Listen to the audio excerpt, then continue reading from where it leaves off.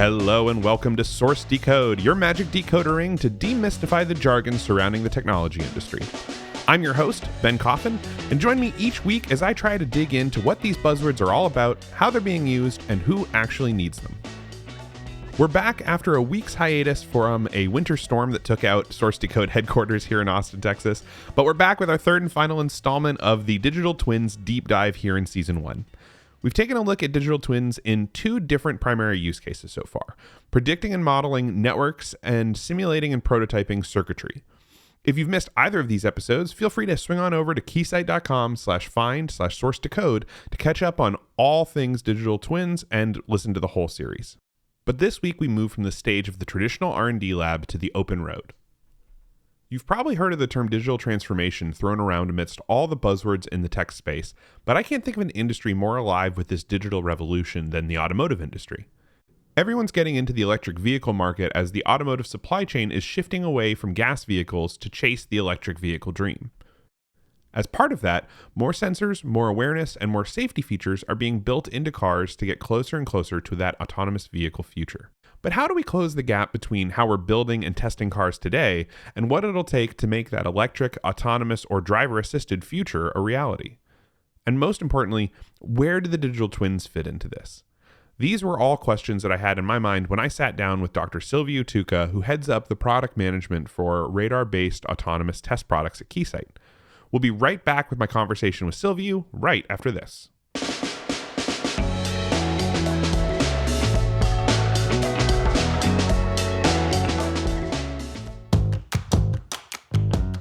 Hi there, I'm Daniel Bogdanoff, host of the Keysight podcast Double E's Talk Tech.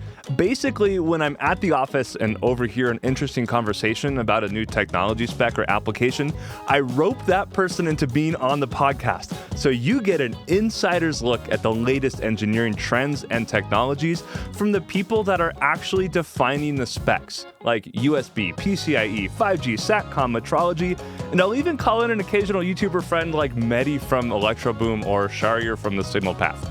I don't care what Ben told you about me. Come check out Double E's Talk Tech. That's EES Talk Tech.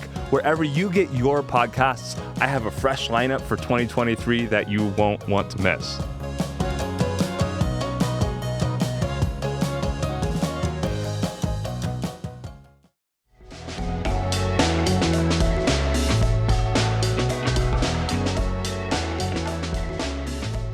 Thanks, Silviu, for joining me this morning. So I've been exploring sort of this path of like, what is a digital twin? Trying to get into my head this concept. And I've talked to some folks, and I'm starting to get to a place where I like think I understand it, but I wanted to get maybe a little bit deeper into like a pretty concrete example. So as I understand it, there's a lot of this workflow that happens in the autonomous vehicle space.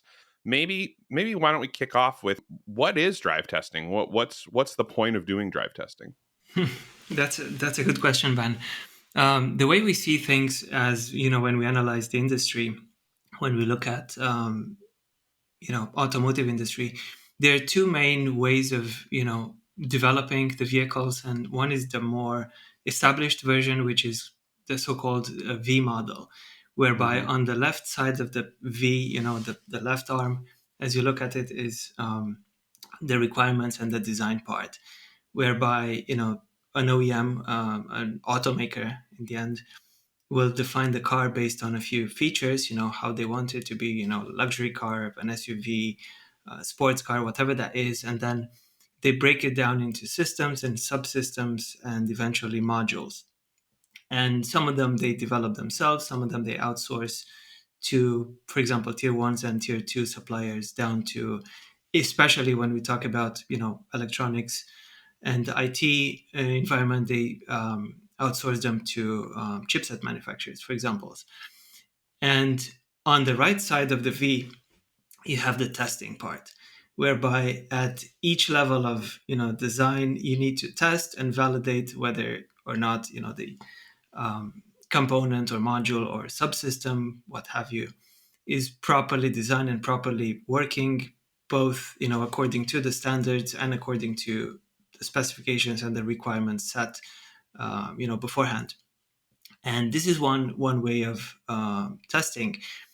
And when you look at each of these steps, of course, there's a digital transformation. So a lot of these players on the market prefer to have outsourced, or at least to perform testing on a digital level in software before integrating the components, the modules, the subsystems into bigger systems, because of course it is more cost effective Yeah, of and course. yeah, saves them time. Right. Yeah, trying to um test the whole car with and you've never put any of these pieces together before, right? It's not, as much as we like to think it probably goes together like Lego blocks, it realistically there's a lot of steps between having your pieces and having a functioning car. Obviously, and Mhm. of course no one wants any surprises.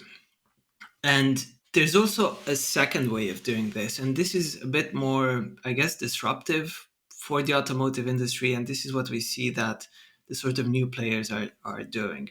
And this is not native to automotive. This is coming from sort of the big tech players, that are in the industry. And this comes from the digital transformation that I spoke about. And this is what they call DevOps, development and operations, whereby this doesn't look like a V. This is like the sign of infinity, kind of a continuous process, whereby on the left side you have the development part with coding and building, well, starting with planning, and coding and building it, and then releasing it. And the right side of this sort of infinity shape talks about deploying it and monitoring, Mhm. collecting feedback. And Right. this can be can be a simulation, can be something fully digital. And of course, when you talk about apps or anything like that, it is fully digital. But when you talk about hardware components, you might want to have what we call it, or they call a digital twin, right? You want to have a copy in software of the module, the component, the subsystem that you want to release, and test it, and try to break it before you release it. Or you have some sort of beta testers that would perform that kind of testing for you. Yeah, absolutely. The infinity sign makes a lot of sense because the thing that I've found as I've sort of followed this, what are these digital twins, is that it all of this workflow is cyclical, right? There's a feedback loop associated here that's important. In If you just did it, sort of once, okay, that's great. You learned something from it, but to create this something that is actually digital parody of it, you need that sort of feedback loop. And so it's interesting to see how many industries, whether it's the automotive industry, the software industry, the wireless industry, is doing this heavily now, where we're starting to see that cyclical design, that sort of continuous integration sort of workflow become constant. It's really interesting.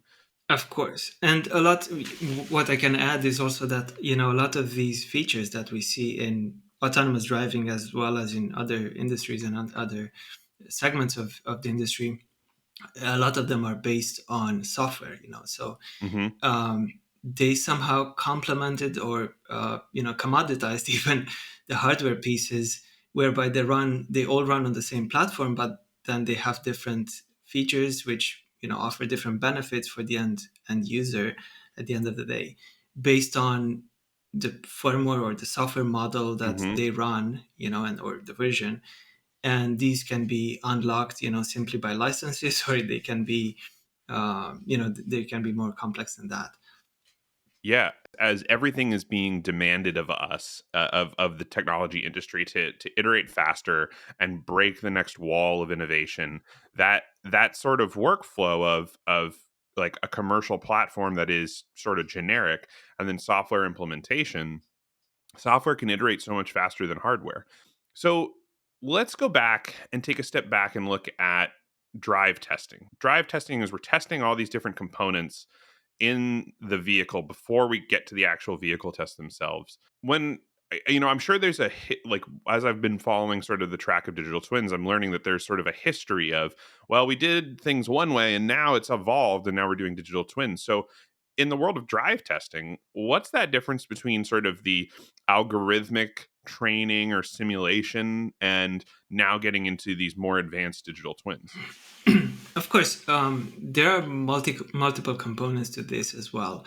When we talk about drive testing, that can be, if we talk about the V model, that can be at the end of the V and on the right hand side on the top, there where you integrate all the subsystems into a vehicle, and then first of all you take it probably on a test track, and you monitor the features that you're interested in. And after that, obviously, before taking to the end product to the public roads, you have to have it homologated by certain governmental bodies or standards organizations. But when we talk about the test track, there might be even some steps in there whereby for example, we've heard companies that perform some sort of, they have a model or a sort of a golden standard of a certain feature, and they have, for example, in these concept cars, they do have twin systems on board whereby, for example, they have the steering system, which is the one under test, and they have the golden standard, and they perform a few laps on the test track, and then they measure they compare, they benchmark the two systems.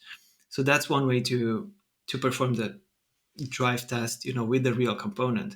But obviously, they develop more and more complex and finely tuned models in software, which means that first of all they have they define it in software. They have an ideal sort of almost like a black box um, replica of the real system, and then they add all sorts of noise and all sorts of inputs to it so that it is more and more realistic.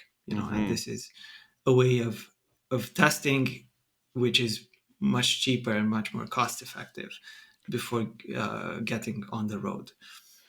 Yeah, and that addition of noise. I know at Keysight you're working on something called our radar scene emulator, which is emulating a real world environment for radar sensors to see. For that noise part of things, like the impairments, how important is it that we characterize the bad? When I think about test equipment, I always think that it's like, oh, this guy has to be this like very perfect system that has no noise, has no contribution of error, because we're trying to get such a perfect result and measurement out of a device. Where does the kind of impairment testing part of thing come in? Yeah, this is a really important question, and in test and measurement industry, probably noise is the second second term that we learn.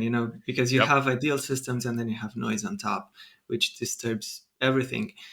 The idea for the radar scene emulator started with just emulating or simulating, even before that, targets for radar sensors, and that's one way of testing the functionality of a radar module, Mm. which means you have the radar module which is under test, and you want to, instead of taking it on the road or having people or any sort of obstacles, cars, bikes, pedestrians, move in front of the radar, you want to perform this in a much more reduced footprint in the lab, Right. and you simulate targets by means of radio frequency echoes to this target, and you simulate distance, velocity, and the size of the target. But with current technology, you could only simulate a few targets, two, three, four, something like this, which is very limited. Modern radar units can detect tens or hundreds of objects on the road simultaneously. So you want to kind of push the boundaries of this sort of testing, and also don't want only to simulate targets. You want to simulate the side of the road, the guardrails, the signposts, maybe the trees, also weather conditions, whether it's fog or heavy rain or snow, anything like that, to see, basically to check how the radar unit behaves under all these conditions.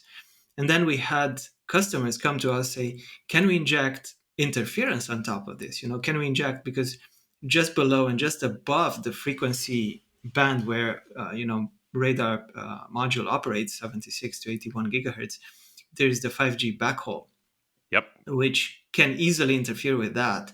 And then there are a ton of radar modules on the road, from other cars, so they can interfere with each other. Right. And we thought of, okay, we can inject signals from something like an arbitrary waveform generator Mm-hmm. into one of these, target simulators and add on top. But that can only scale up to the number of targets that we have, which I mentioned 3 or 4. And then we presented this idea internally and we discussed it and we took it to very smart people that we have in Keysight Labs, super smart PhDs Yep. in RF and physics. And they thought about it and they said, oh, there are ways around this. And, they took this idea and developed the radar scene emulator, which took the whole idea of a target simulator, which simulates, as I said, distance, velocity, and size. And they shrunk it down from, the size of a desktop PC kind of thing to the size of a USB key, like a Wow. thumb drive kind of thing.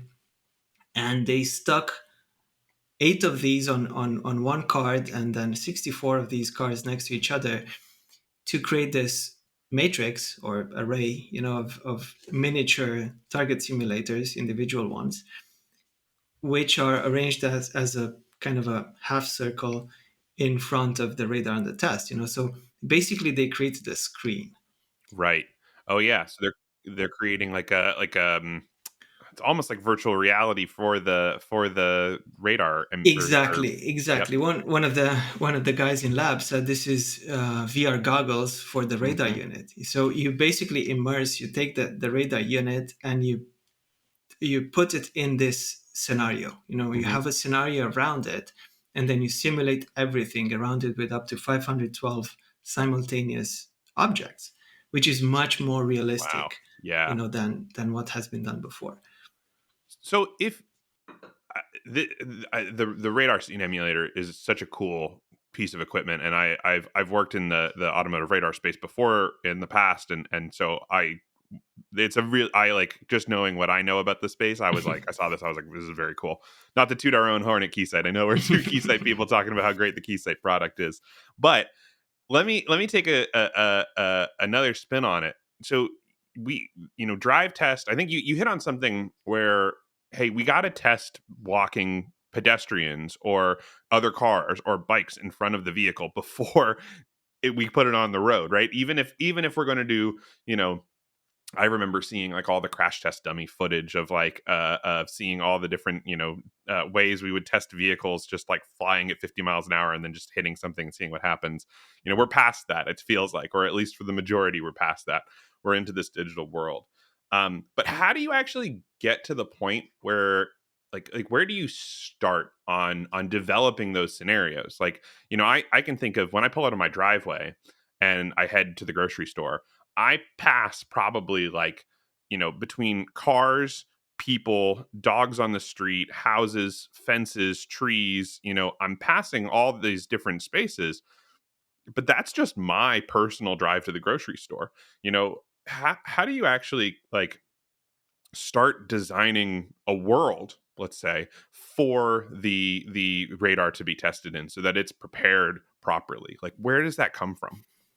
Yeah, well, as the saying goes, every 1,000-mile journey starts with a step, Yep. right?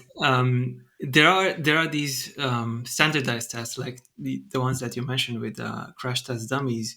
They're called NCAP, or New Car Assessment Programs, and they're slightly different in each region. In the Americas, in Europe, in Asia, but there's the majority of the tests are similar.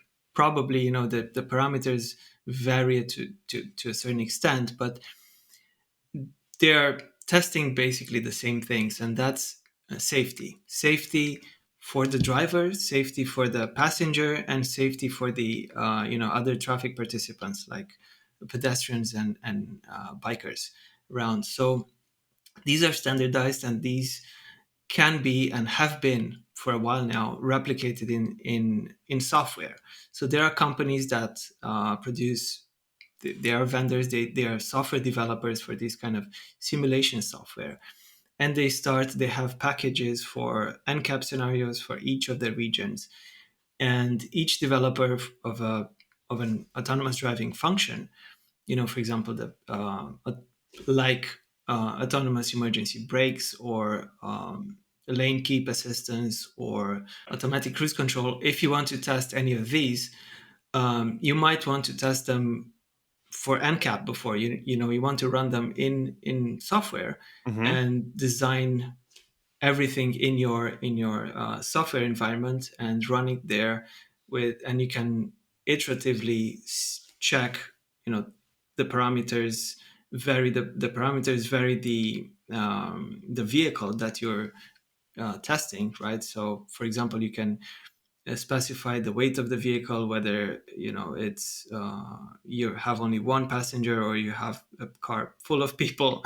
Mm-hmm. You can vary a lot of parameters for the vehicle itself, and then you can vary also the surrounding environment, so the sort of the universe around it, Right. and then you Yeah. run this simulation. Yeah, I shouldn't be surprised that there are these companies that exist that are these standards bodies. Right, every conversation I have about one of these technologies, and I'm starting to dig into it. I was talking to one of the previous guests about artificial intelligence, and I was asking about how scared should we be about artificial intelligence, and the answer was, well, there are standards that help us keep all this stuff in check. And so I think that's maybe one of the things that gets hidden behind. I don't know. I don't know if your average person thinks about that. There are standards bodies that are governing or figuring out these things and making sure that we adhere to these things. So I shouldn't be surprised to hear that that's part of it. Yeah, I think that's an interesting space and an interesting discussion to be had. Of course, I have listened to a talk a few days ago at MIT, Hmm. and recorded on YouTube, obviously, and it is about 2.5 or 3 years old now. So some things might have changed, but they were talking about the alignment between the OEMs, the automakers, and the Hmm. the public out there, Yeah. and so far, before the AI and the machine learning algorithms have been developed or even deployed, and they are almost ubiquitous in certain industries nowadays, these two were fairly aligned, right? So none Hmm. of them wanted any casualties on the road, and the idea was to reduce injuries and accidents. But with developing machine learning, these algorithms can do things that the developer doesn't know, they're not aware of. Right. So Yep. so they might have a different incentive, and it doesn't I'm not trying to say that they of course want to kill people, but it depends on how the algorithm is developed and how what biases are injected into it, whether like you have the so-called trolley problem, Hmm. whereby the cart can be steered to one or another Yep. part of the Right. rail, Well. injuring more or less people or none, or and how would the algorithm behave, whether it can or not injure the driver or the passengers of the car or the pedestrians, and it might have to choose. And these are obviously corner cases, and there's still a long way to getting there, but people need to think about this. Right. Right. Yeah. And it's interesting because we think about as we sort of do machine driven and machine informed, whether it's testing or actual programming of a device or all of these things. That's one of the things that we have to think about, making sure functions properly is this decision making, how it prioritizes and what you're sacrificing. I think that's part of the role of test. And I see this, I work in the wireless space here at Keysight, and I see this in the wireless side a lot, where we're trying to figure out, okay, we're trying to optimize our wireless network, and we can throw machine learning at the problem, but then what did we give up in order to get an optimization? It's not always, you throw like a supercomputer brain can solve the problem and find that sweet spot of optimization that a human never found. it'll come at a cost of something. And so it's interesting. And I think this reinforces the importance, if we zoom back out to, the idea we're talking about here of drive testing. Like, that's where drive testing is super important, that being able to test these AIs that are going to make decisions, that are going to have to figure out difficult things, figuring out what, giving them the whole gamut of scenarios in which they have to make hard decisions, gives Exactly. us more ability to trust those systems when we deploy them. Exactly. And I mentioned before that, these developers, the autonomous driving features developers, start with testing the NCAP scenarios in the lab in software. And then they move on. They did ask us when we have these conversations, and sometimes, these simulation software vendors are on the line too. We talk about day two cases, or corner cases, and yeah. And for example, there are some customers that came to us and said, "Oh, do you know that tunnel in Paris, which is really low, really old tunnel, and it's lined with corrugated metal, and there's always problems for radars whenever they are deployed in there, because they can never detect whether in front of them is a tall bus, or it's the Right. the ceiling of the tunnel seen at the horizon." So these kind of scenarios need to be replicated in software before deploying car on the road, because no two roads look the same, especially in an urban environment.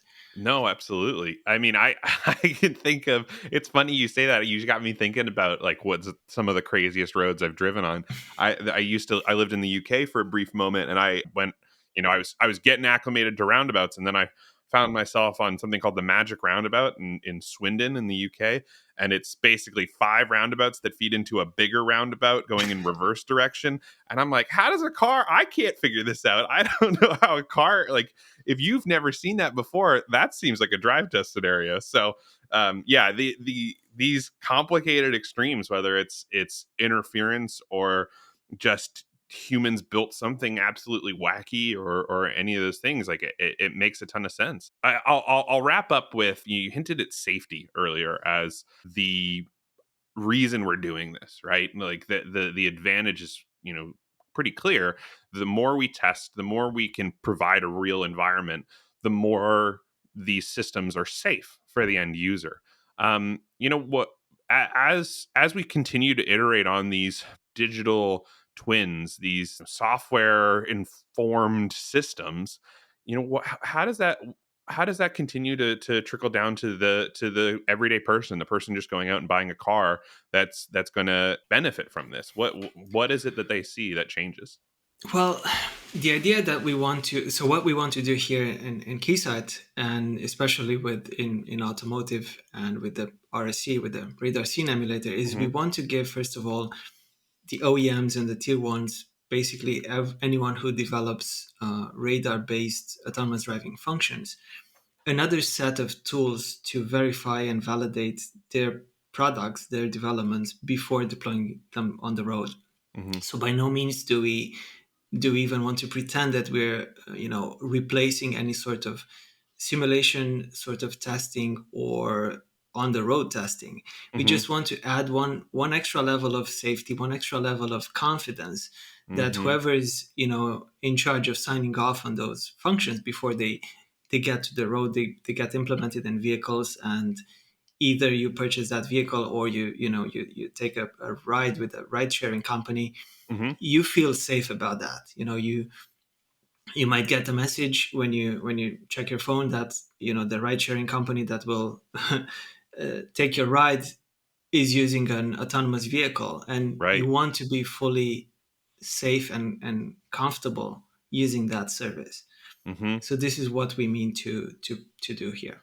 Yeah, it's trust, right? At the end of the day, it's Exactly. that it's you know it's kind of like getting on a roller coaster, right? It seems scary, it's built to look scary, but at the end of the day, a whole bunch of engineers spend a lot of time figuring out how to make sure that that car never leaves that track. And that's the whole point. So it's that times times a trillion. So Exactly. Yeah. yep. Awesome. Well, great. Silviu, thank you so much for chatting with me. I'm, it's really interesting to hear how these digital twins get applied in different spaces. I've talked to folks from the sort of circuit design world to the wireless network world, and now hearing it from the automotive side. I feel like I can start to piece together what the digital twin looks like. So thank you so much. I really appreciate your time. Thank you, Ben. It was a pleasure.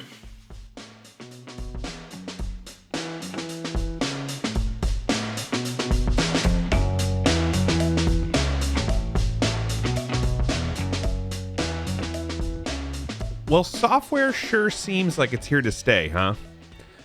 When I talked with these experts in the first 3 episodes of this season about artificial intelligence, I saw a lot of traditional software development ideologies trickling down into these worlds that have been traditionally hardware focused. My conversation with Sarah LaSelva about wireless networks, especially, that's an industry that has for a very long time been very hardware based, now shifting to a software model. When I think about the automotive industry, I don't know if I can think of a more hardware-centric industry, even though I know all of these vehicles have more and more software in them every day. But it's not about the software in the cars themselves, it's about the workflow. The digital twin development process fundamentally changes the workflow of developing hardware systems and changes from this pass-fail methodology to a workflow that's about iterative optimization to get one solid result the first time around. What Silviu talked about with drive testing is the perfect example of this. What if instead of spending time, money, engineering resources in drive test after drive test after drive test, you could instead run millions of drive tests in a software environment so realistic that the device under test couldn't tell the difference? It's efficiency gains like that make digital twins a buzzword. It's attracting hype because of what it can make possible. All right, well, that's it for this episode of Source to Code. We'll be back next week, moving out of the digital twins world and jumping into the world of big data, where we'll dig into a bit more of the automotive industry, as well as data coming from manufacturing and the software development process, and what all that data is good for.